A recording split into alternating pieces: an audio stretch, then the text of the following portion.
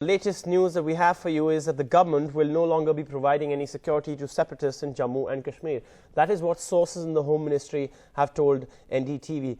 The order from the state administration is issued 3 days after that deadly terror attack on the CRPF convoy in Pulwama that cost over 40 precious lives. And they've said that all security and vehicles provided to the separatists will be withdrawn by this evening. This comes after the Union Home Minister Rajnath Singh had already made it very clear a day after the attack that they would be reviewing the security of those who are in some way or the other potentially dealing with the ISI, Pakistan's ISI.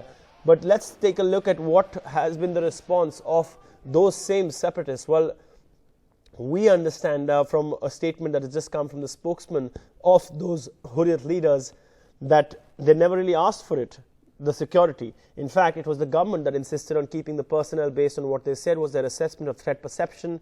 They also said it was the government's decision at that time to keep it. Today, it's their decision to remove it. It's not an issue for us. But is it going to be as simple as this?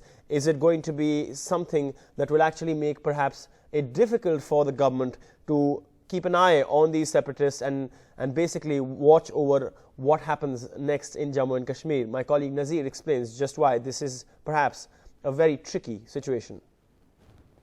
It is a decision which government has shown, which shows what it actually wants to do here following this attack. But what is Hurriyat saying about this thing? They're saying it will not make any difference to their stand. Number two, they are saying they had never asked for the security from the government. It is the government which has kept the security for them based on the threat perception. Spokesman said that the Hurriyat leaders had never asked for it. In fact, it was the government that insisted on keeping the personnel based on what they said was their assessment of the threat perception. APHC said it was the government decision at that time to keep it. Today, it is their decision to remove it. It is not an issue for us. So Hurriyat clearly making it very clear that it is not an issue for us. They are trying to put a brave face. The fact is that some of them had threat perception. That's why this security was kept.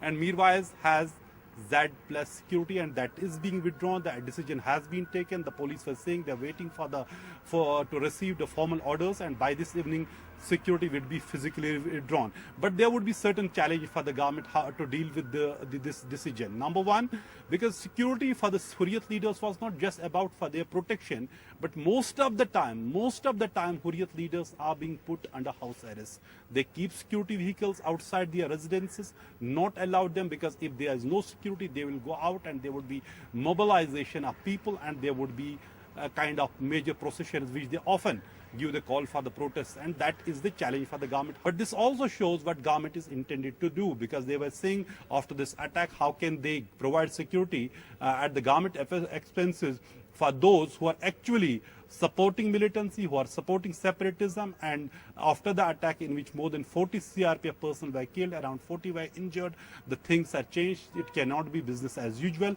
But Hurriyat trying to put a brave face and saying it will not make any difference in their stand, and it is not the security which they have asked for. It is the government decision. They had put the security based on the security assessment, based on the threat perception of the Hurriyat leaders.